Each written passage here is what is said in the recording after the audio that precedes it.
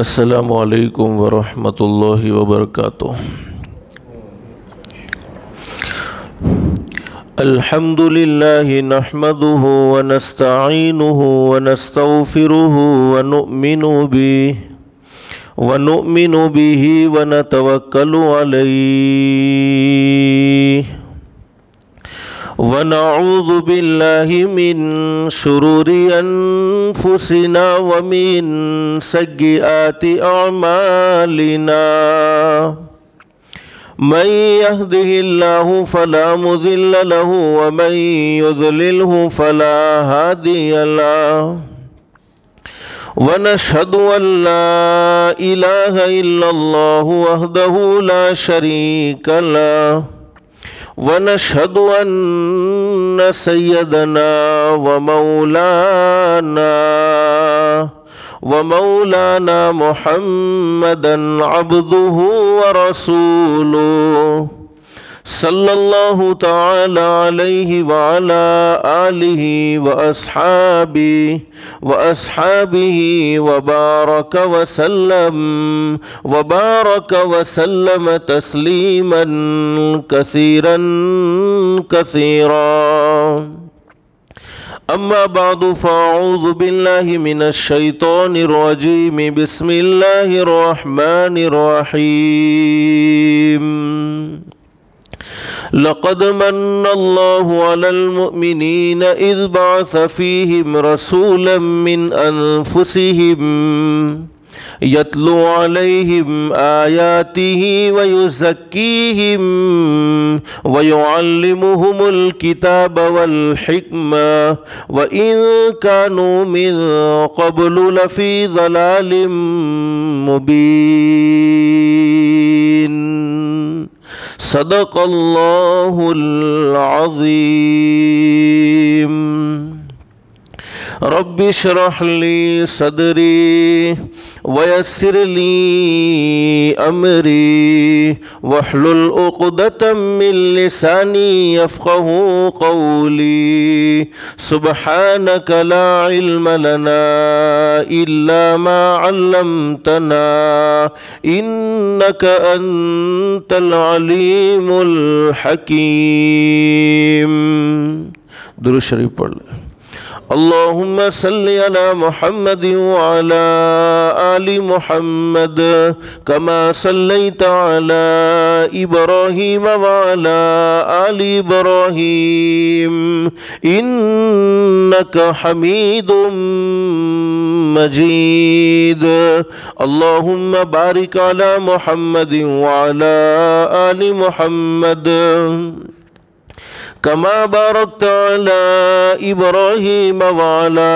آل إبراهيم إنك حميد مجيد۔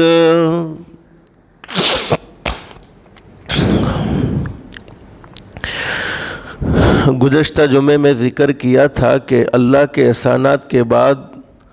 اگر ہم پر سب سے زیادہ کسی کے احسانات ہیں تو وہ ہمارے نبی حضرت محمد الرسول اللہ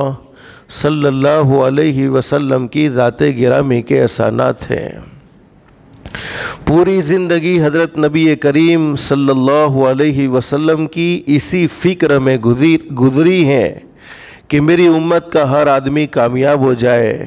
میری امت کا ہر آدمی جنت کے راستے کو اختیار کرنے والا بن جائے، میری امت کا ہر آدمی جہنم والے راستے سے بچ جائے اور جنت کو راستے کو اختیار کرنے والا بن جائے۔ حضرت اقدس نبی کریم صلی اللہ علیہ وسلم کی پوری زندگی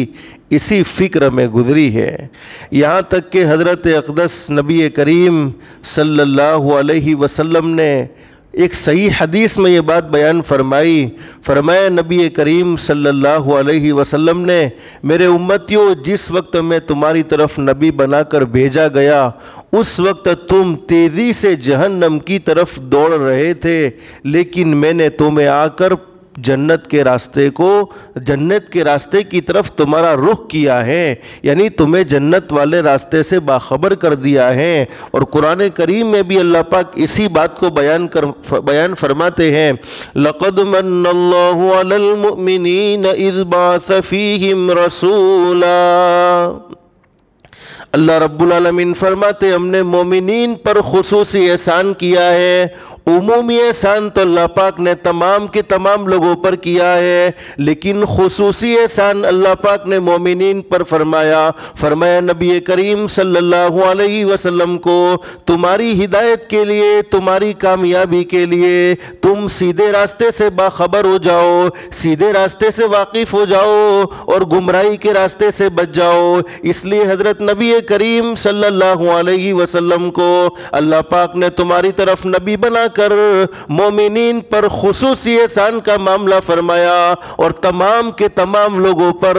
उमूमी एहसान का मामला फरमाया। तो हज़रत नबी करीम सल्लल्लाहु अलैहि वसल्लम के एहसानात हम पर बेशुमार हैं। लेकिन दुनिया की मुख्तसर सी ज़िंदगी में मैंने पहले आपको बतलाया कि कमाना कोई गुनाह नहीं है, तिजारत करना कोई गुनाह नहीं है, हलाल कमाई करना कोई गुनाह नहीं है, दुनिया के मशगले में लगना कोई गुनाह नहीं है, दुनिया की मसरूफियत में लगना कोई गुनाह नहीं है। लेकिन दुनिया की मुख्तसर सी ज़िंदगी में हर इंसान की मंजिल मकसूद अल्लाह की ज़ात होनी चाहिए। हर एक को इस बात का एहसास होना चाहिए, चाहे मैं दुनिया कितनी भी कमा लूँ, चाहे मैं दुनिया में कितना भी मसरूफ़ रह जाऊँ, चाहे मैं दुनिया में कितना भी बिज़ी रहूँ, लेकिन एक न एक वो वक्त आने वाला है कि मैं दुनिया छोड़ने वाला हूँ और मुझे आखिरत का सफ़र ज़रूर करना है। और दुनिया की ज़िंदगी में एक एक सांस का, एक एक सेकंड का अल्लाह रब्बुल आलमीन को हिसाब देना है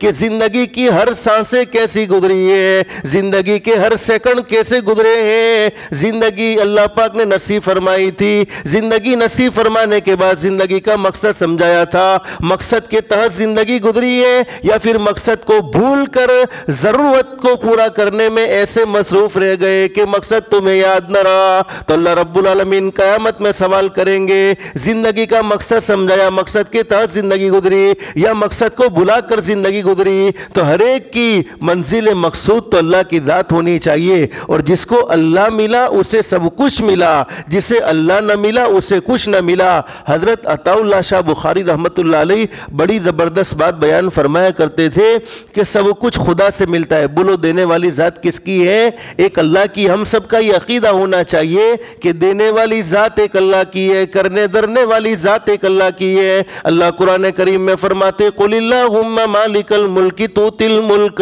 मन तशा।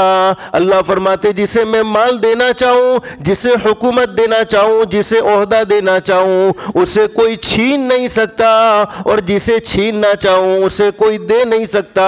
इसलिए कि देने वाली ज़ात तो सिर्फ एक अल्लाह ही की है। और आगे अल्लाह कुरान करीम में फरमाते हैं वतुइज़्ज़ु मन तशा वतुज़िल्लु मन तशा। अल्लाह फरमाते दुनिया की मुख्तसर सी ज़िंदगी में घबराओ नहीं, लोग तुम्हारी बुराई करे तो तुम जलील नहीं हो सकते, और लोग तुम्हारी तारीफ करे तो तुम इज्जत के मकाम तक नहीं पहुंच सकते। इसलिए कि इज्जत और जिल्लत का मालिक तो सिर्फ एक अल्लाह ही है। और अल्लाह कुरान करीम में समझा रहे हैं जिसके बारे में मैं इज्जत का फैसला कर दूं, सारी दुनिया की ताकत मिलकर उसे जलील करना चाहे नहीं कर सकती है। बल्कि सही हदीस में हज़रत नबी करीम सल्लल्लाहु अलैहि वसल्लम का इरशाद आली है, जो दूसरों को जलील करने की फिक्र में रहता है अल्लाह पाक घर बैठे उसे खुद जलील कर देते हैं। और हदीस शरीफ में हज़रत नबी करीम सल्लल्लाहु अलैहि वसल्लम का इरशाद आली है, जो दूसरों को इज्जत देता है अल्लाह इसके मुकद्दर में और ज़्यादा इज्जत के फैसले फरमा लेते हैं। तो फरमाया वतुइज़्ज़ु मन तशा, जिसके बारे में मैं इज्जत का फैसला कर दूं, सारी दुनिया की ताकत मिलकर उसे जलील करना चाहे नहीं कर सकती है। ये हम सब का अकीदा होना चाहिए। ये कुरान करीम की आयतों को सुनकर दिल में ईमान पुख्ता होना चाहिए कि नहीं, हमारी सोच कुछ और है और हमारे रब के फैसले कुछ और हैं। वतुज़िल्लु मन तशा اللہ فرماتے میں نے جسے ذلیل کر دینے کا فیصلہ کر لیا، اب ساری دنیا کی طاقت مل کر اس کی تعریف کرنا شروع کریں، اس کو عزت دینا چاہے، اللہ فرماتے نہیں دے سکتی ہیں۔ بیدک الخیر، ساری بھلائیاں بولو کس کے ہاتھ میں ہے؟ ایک اللہ کے ہاتھ میں ہے۔ انک علی کل شیء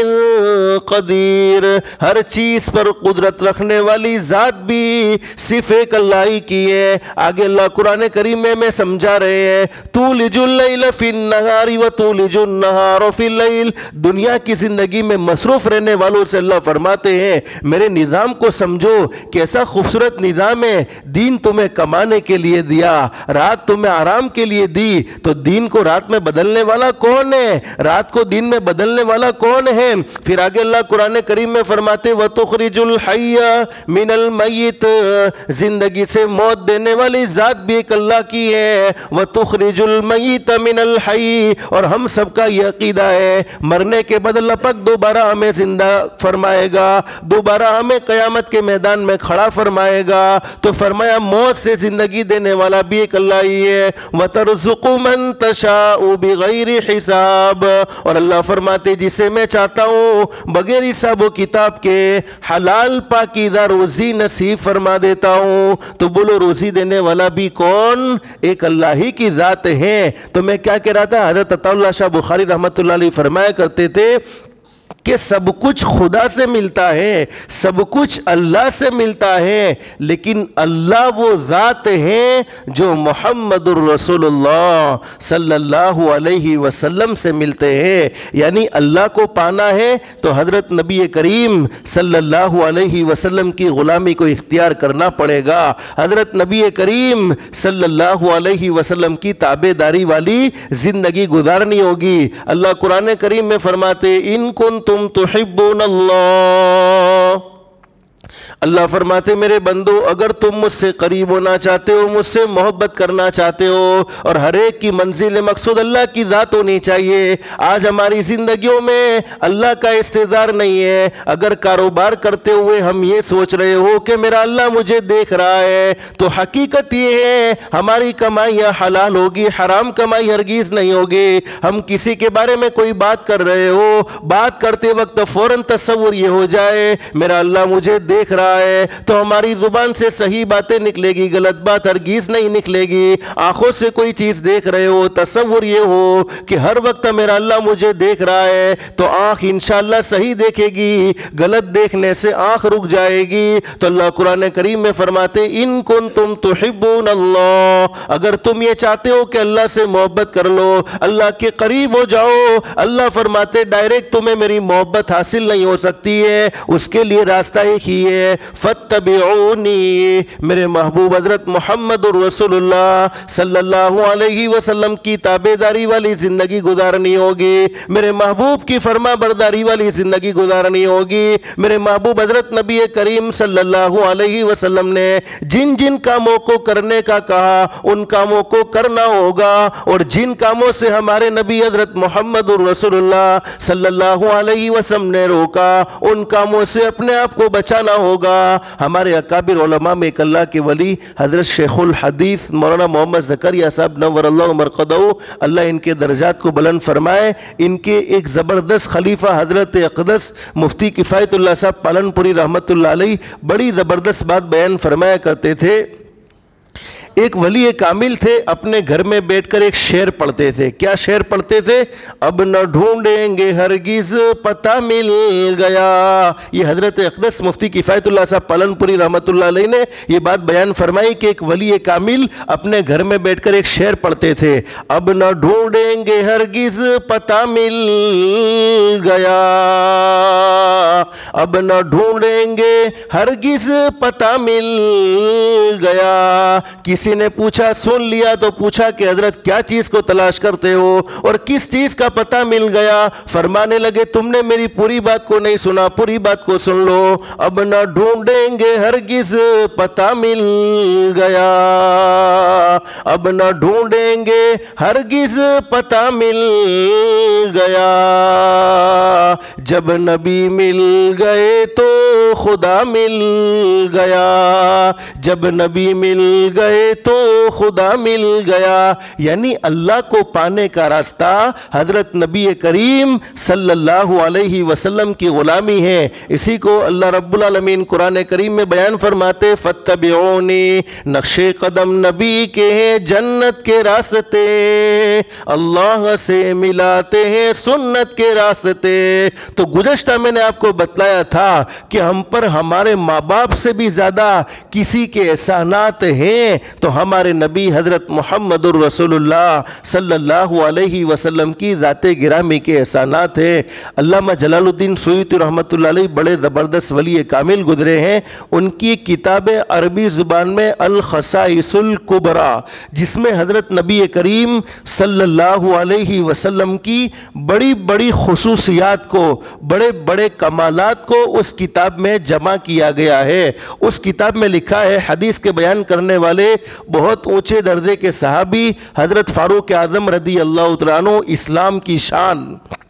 اور حضرت نبی کریم صلی اللہ علیہ وسلم نے مقام اور مرتبہ یہ بیان فرمایا کہ میں آخری نبی ہوں، اب میرے بعد کوئی نبی آنے والا نہیں، میرے بعد کوئی رسول نہیں، لیکن اگر اللہ پاک کسی کو نبی بناتا، کوئی نبی بننے کی صلاحیت رکھتا، میں نبی نہیں، اب کوئی نبی آنے والا نہیں، میں آخری نبی، اب میرے بعد کوئی نبی آنے والا نہیں، لیکن اگر اللہ پاک میرے بعد کسی کو نبی بناتا تو حضرت عمر فاروق رضی اللہ تعالیٰ عنہ کو نبی بناتا۔ وہ زبردست شان کے مالک ہیں، اور اسلام کے نہ ماننے والے لوگ اس بات کو تسلیم کرنے پر مجبور ہیں۔ اگر 2 سال تک فاروق اعظم دنیا میں اور زندہ رہ جاتے تو دنیا سے کفر کا نام و نشان ختم ہو جاتا۔ ویسے زبردست مالک ہے، اتنا زبردست انصاف اپنی زندگی میں کیا ہے، اللہ کا ڈر اور اللہ کا خوف بڑا اعلیٰ درجے کا رہا ہے۔ حضرت فاروق اعظم رضی اللہ تعالیٰ عنہ فرماتے ہیں، ایک مرتبہ حضرت اقدس نبی کریم صلی اللہ علیہ وسلم تشریف فرما ہے، مدینہ المنورہ کا یہ واقعہ ہے، یہ حج کے ایام چل رہے ہیں، اللہ سے دل سے دعا کر لو اللہ ہر ایک کو عافیت کے ساتھ حج بیت اللہ کی سعادت نصیب فرمائے، حج کی سعادت نصیب فرمائے، مدینہ المنورہ جانا اللہ پاک عافیت کے ساتھ مقدر فرمائے۔ اور علماء نے لکھا ہے کہ جو آدمی 313 مرتبہ درود شریف پڑھنے کا اہتمام کرے گا، کوئی مشکل نہیں ہے، صلی اللہ علیہ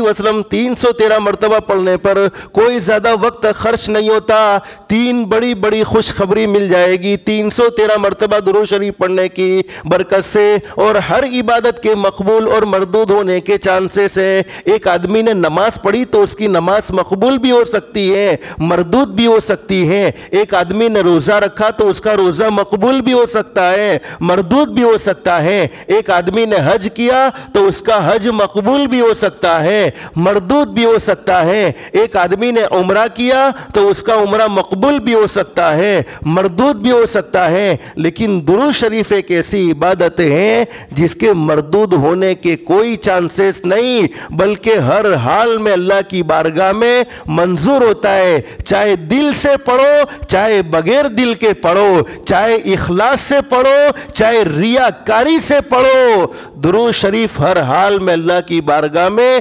منظور و مقبول ہوتا ہے۔ تو 313 مرتبہ درود شریف پڑھنے کی برکت سے سب سے پہلا انعام تو یہ ہوگا کہ اللہ پاک بہت جلد مدینہ المنورہ کے سفر کے اسباب پیدا فرمائیں گے، اور یہ بات یاد رکھو حج کرنے والوں کو اللہ پاک حج کی سعادت نصیب فرماتے ہیں، اس کے لیے مال کا ہونا بھی کوئی ضروری نہیں ہے۔ بہت سے مالدار ایسے بھی ہیں جنہوں نے پوری دنیا کا سفر کیا، پوری دنیا اپنے مال کے ذریعے گھومے ہیں، لیکن انہیں بیت اللہ کا سفر نصیب نہ ہوا، اور بہت سے غریب ایسے ہیں جنہیں کچھ دیکھنا نصیب نہیں تھا، ارے حلال کمائی سے اپنا گھر چلاتے تھے، لیکن اللہ نے حج کی سعادت نصیب فرمائی، اللہ نے عمرے کی سعادت نصیب فرمائی، تو بیت اللہ اللہ کا گھر ہے، اللہ کے گھر میں اللہ جسے چاہے بلا لیتے ہیں۔ تو اللہ پاک اسباب کا محتاج نہیں ہے، ہم اسباب کے محتاج ہیں، اللہ پاک تو بغیر اسباب کے بھی سب کچھ کر سکتا ہے۔ تو سب سے پہلا انعام اللہ پاک بہت جلد مدینہ المنورہ کے سفر کی سعادت نصیب فرمائے گا۔ دوسرا بڑا انعام، ہر ایک کے دل میں یہ تمنا ہوتی ہے جب بھی ہم حضرت نبی کریم صلی اللہ علیہ وسلم کی مبارک زندگی کو پڑھتے ہیں، مبارک زندگی کو سنتے ہیں، تو دل میں یہ جذبہ ہوتا ہے کہ میرے محبوب کیسے زبردست ہوں گے، اللہ کاش میرے محبوب کا دیدار ہمیں نصیب ہو جاتا، تو 313 मरतबा दुरूद शरीफ पढ़ने की बरकत से अल्लाह पाक हज़रत अक़दस नबी करीम सल्लल्लाहु अलैहि वसल्लम की ख्वाब में ज़ियारत नसीब फरमाएगा। और तीसरा बड़ा इनाम, अल्लाह पाक ऐसी बड़ी बड़ी बीमारियों से महफूज रखेगा जिन बीमारियों से मौत हो जाती है, जैसे हार्ट अटैक है, कैंसर है, जानलेवा तमाम बीमारियों से, यानी अचानक की मौत से अल्लाह पाक उसे महफूज रखेगा। तो मैं बात क्या कह रहा था, हज़रत फारूक आज़म रज़ी अल्लाह तआला अन्हु फरमाते हैं, एक मरतबा हज़रत अक़दस नबी करीम सल्लल्लाहु अलैहि वसल्लम तशरीफ़ फरमा है, सहाबाई किराम का मजमा मौजूद है और सहाबाई किराम के मजमे में हमारे आका हज़रत मुहम्मदुर रसूलुल्लाह सल्लल्लाहु अलैहि वसल्लम बैठे हुए हैं। बनु सुलेम का एक आदमी, देहात का रहने वाला यानी गांव का रहने वाला एक शख्स हज़रत नबी करीम सल्लल्लाहु अलैहि वसल्लम की खिदमत में आया और सहाबाए किराम से पूछा कि तुम में मोहम्मद कौन है? कहो सल्लल्लाहु अलैहि वसल्लम, जिसने नबूवत का दावा किया है, जो अपने आप को नबी जाहिर करता है, जो ये कहता है कि अल्लाह ने मुझ पर कुरान नाजिल फरमाया है। बताओ तो सही, तुम में मोहम्मद कौन है जो नबूवत का दावा करने वाला है? हज़रत फारूक आज़म रज़ी अल्लाह तआला अन्हु उसके ये अल्फाज को सुनकर जलाल में आ गए, गुस्से में आ गए, चूँकि उसे मालूम नहीं हज़रत अक़दस नबी करीम सल्लल्लाहु अलैहि वसल्लम सहाबाए किराम के दरमियान में बैठे हुए हैं। लेकिन हज़रत फारूक आज़म रज़ी अल्लाह तआला अन्हु सब्र कर गए और सहाबाए किराम ने हज़रत नबी करीम सल्लल्लाहु अलैहि वसल्लम की तरफ इशारा कर दिया कि ये हसीन और जमील चेहरे वाले जो हमारे दरमियान में बैठे हुए हैं वही हमारे नबी हज़रत मुहम्मदुर रसूलुल्लाह सल्लल्लाहु अलैहि वसल्लम है। अब वो बनु सुलेम का देहाती आदमी, गाँव का रहने वाला आदमी हज़रत नबी करीम सल्लल्लाहु अलैहि वसल्लम के करीब आया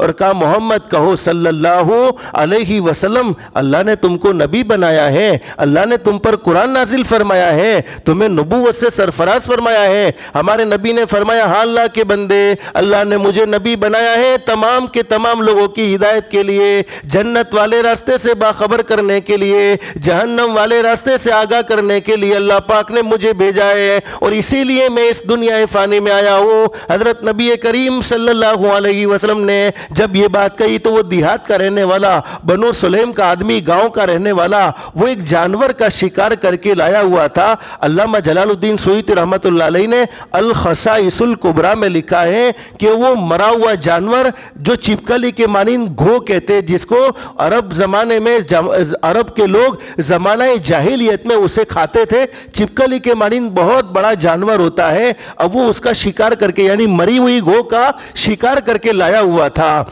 हज़रत नबी करीम सल्लल्लाहु अलैहि वसल्लम के सामने उसने अपने आस्तीन से वो मरी हुई गो निकाली और हज़रत नबी करीम सल्लल्लाहु अलैहि वसल्लम के सामने फेंक दी और हज़रत नबी करीम सल्लल्लाहु अलैहि वसल्लम से फरमाया, मोहम्मद कहो सल्लल्लाहु अलैहि वसल्लम, मैं तुझे नबी मानने के लिए तैयार नहीं हूँ, मैं तेरी नबूवत को तस्लीम करने के लिए तैयार नहीं हूँ। हाँ, मैं उस वक्त तुझे नबी मान सकता हूँ कि ये मरी हुई गो, ये मरा हुआ जानवर तुझे नबी मान ले, तेरे नबूवत की गवाही दे दे और तुझे नबी तस्लीम कर ले। अब मेरे भाइयों, जानवर हमारे यहाँ बोलते जिंदा जानवर नहीं बोल सकते, ये तो मरी हुई गो है। लेकिन अल खसाइसुल कुबरा में अल्लामा जलालुद्दीन सुयूती रहमतुल्लाह अलैह ने लिखा है कि हज़रत नबी करीम सल्लल्लाहु अलैहि वसल्लम ने जब ये बात सुनी, सहाबाई किराम का मजमा भी मौजूद है, हज़रत नबी करीम सल्लल्लाहु अलैहि वसल्लम ने उस जानवर की तरफ, उस मरी हुई गो की तरफ सिर्फ एक तवज्जो डाली, यानी एक नज़र फरमाई। तो तवज्जो से देखने की बरकत से नतीजा ये जाहिर हुआ कि गो ने अपनी आंखें खोल दी, हालांकि वो तो मरी हुई थी। फिर हज़रत नबी करीम सल्लल्लाहु अलैहि वसल्लम ने गो से फरमाया, ए गो। अब गो ने अरबी ज़ुबान में, जो थोड़ी सी भी अरबी जानने वाला हो तो वो समझ सकता है कि गो ने कितनी साफ साफ अरबी ज़ुबान में हज़रत नबी करीम सल्लल्लाहु अलैहि वसल्लम से बातें की हैं। तो जब हमारे नबी ने फरमाया, ए गो, तो गो ने कहा, लब्बैक व सादैक या रसूल अल्लाह सल्लल्लाहु अलैहि वसल्लम, अल्लाह के नबी मैं हाजिर हूँ, अल्लाह के नबी मेरी ये खुशकिस्मती है कि आप मुझसे बातें कर रहे हैं। ए क़यामत के दिन को ज़ीनत बख्शने वाले, फरमाइए आप क्या कहना चाहते हैं। उस वक्त हमारे नबी ने सबसे पहला सवाल किया, मन ताबुद, اے گو، مری ہوئی گو جانور ہے، جانور سے یہ سوال کیا کہ تو کس کی عبادت کرتی ہے، تو کس کی عبادت کرتی ہے۔ ایک جانور سے یہ بات کہی جا رہی ہے۔ معلوم یہ ہوتا ہے کہ جانور تو عبادت کرتا ہے اور ہم اشرف المخلوقات میں انسان ہیں، 5 وقت کی نماز پڑھنے کو تیار نہیں، اذان سن کر ہمارے قدم مسجد کی طرف آنے کو تیار نہیں۔ اب اس گو نے جواب دیا، من فی السماء عرشہ،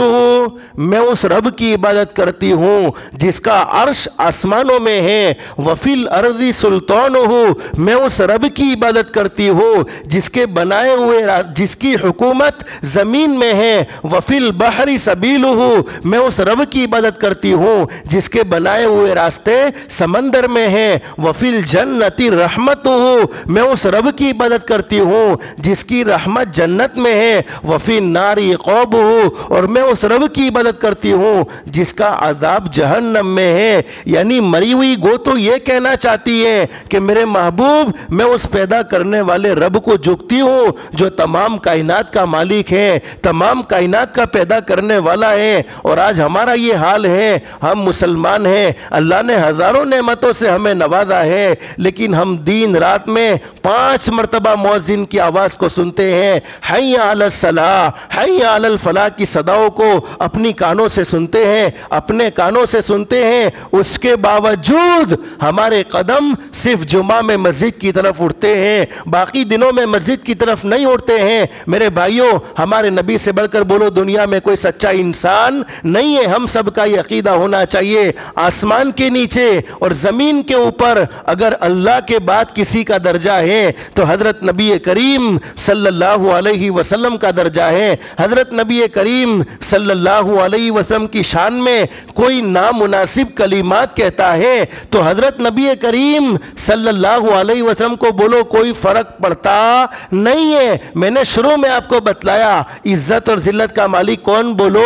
اللہ ہے۔ ارے کوئی چاند پر تھوکے تو چاند کا کوئی نقصان نہیں ہے، بلکہ خود اس کے دامن میں وہ تھوک آنے والا ہے، اس کا دامن خود گندا ہوگا۔ لیکن ہمارے نبی حضرت محمد الرسول اللہ صلی اللہ علیہ وسلم کی شان میں کوئی نامناسب کلمہ کہے، ہمارے نبی کو اتنی تکلیف نہیں جتنا ایک مسلمان اذان کو سن کر مسجد میں نہ آئے، اس وقت ہمارے نبی کو جو تکلیف ہوتی ہے اس سے بڑھ کر کوئی تکلیف ہمارے نبی کو نہیں ہے۔ کہ جس نبی نے اپنی زندگی میں اپنی امت سے محبت کی ہو، ہر وقت اپنی امت کا خیال رکھا ہو، ہر وقت اپنی امت کی کامیابی کی فکر رہی ہو، پھر بھی حضرت نبی کریم صلی اللہ علیہ وسلم نے آخری وقت میں امت سے ایک درخواست کی ہو، میرے امتیوں 24 گھنٹے میں صرف 1.5 گھنٹہ یا 1.25 گھنٹہ اللہ کے لیے ضرور فارغ کر لینا۔ میرے بھائیوں، حضرت نبی کریم صلی اللہ علیہ وسلم کی سچی محبت اللہ ہم سب کو نصیب فرمائے۔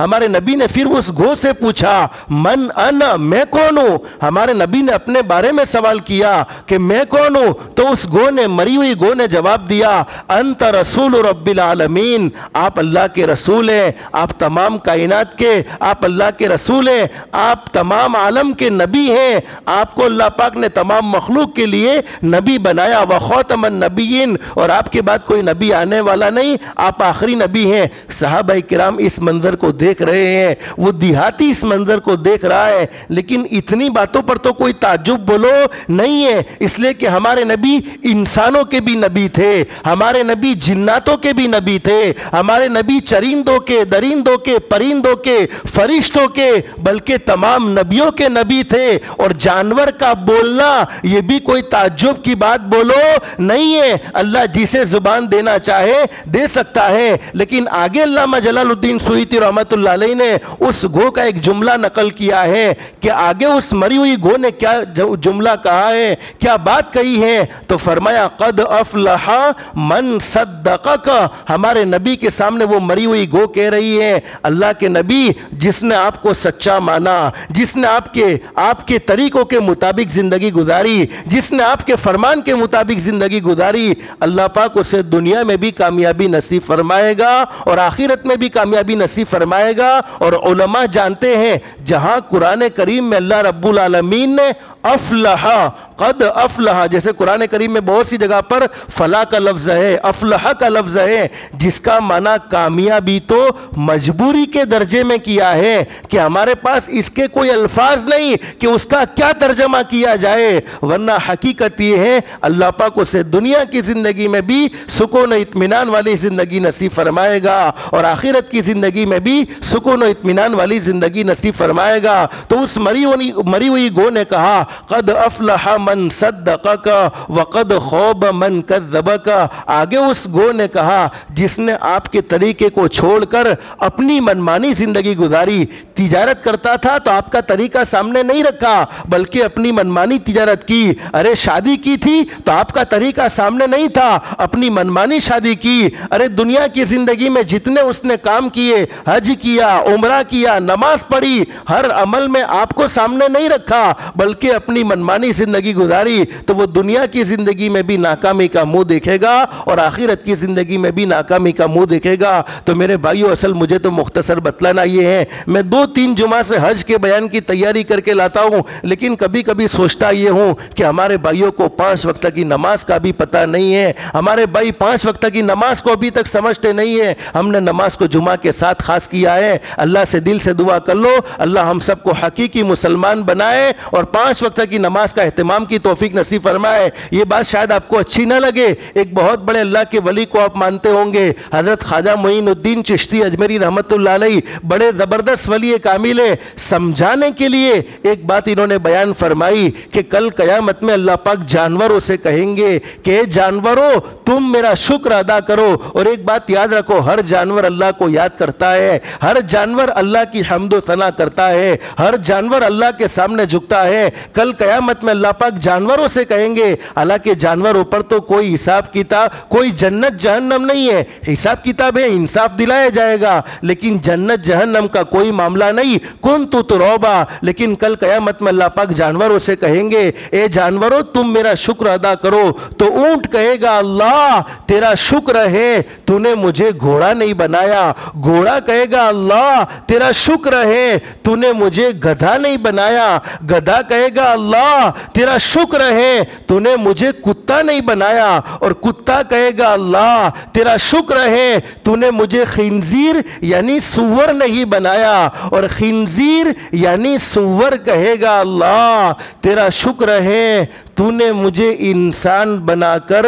بے نمازی نہیں بنایا۔ اس سے میرے پیارو اندازہ لگاؤ کہ نماز کا چھوڑنا کتنا بڑا گناہ ہے، اور یہ میں اپنی مرضی سے نہیں کہتا، حدیث شریف میں لکھا ہے جب بے نمازی نماز نہ پڑھنے والا زمین پر چلتا ہے، ہم کتے کو حقیر سمجھتے ہیں، ہم خنزیر کو حقیر سمجھتے ہیں، لیکن بے نمازی سے وہ کتا اور خنزیر بھی اللہ کی پناہ مانگتے ہیں۔ اس سے میرے پیارو اندازہ لگاؤ نماز کا پڑھنا کتنا ضروری ہے۔ تو آج سے طے کرو ہمارے نبی کے ہم پر بہت احسانات ہیں، ہم سچے پکے مسلمان بننا چاہتے ہیں، ایمان کے بعد سب سے بڑا درجہ نماز کا ہے، اس کو کسی بھی حالت میں مت چھوڑو۔ نماز چھوڑو گے زندگیوں میں کبھی بھی سکون نہیں ملے گا، زندگیوں میں کبھی بھی اطمینان نہیں ملے گا۔ میں نے گزشتہ آپ کو بتلایا ہمارے نبی کو اپنی امت سے اتنی زبردست محبت ہونے کے باوجود ہمارے نبی نے ان لوگوں کے گھروں کو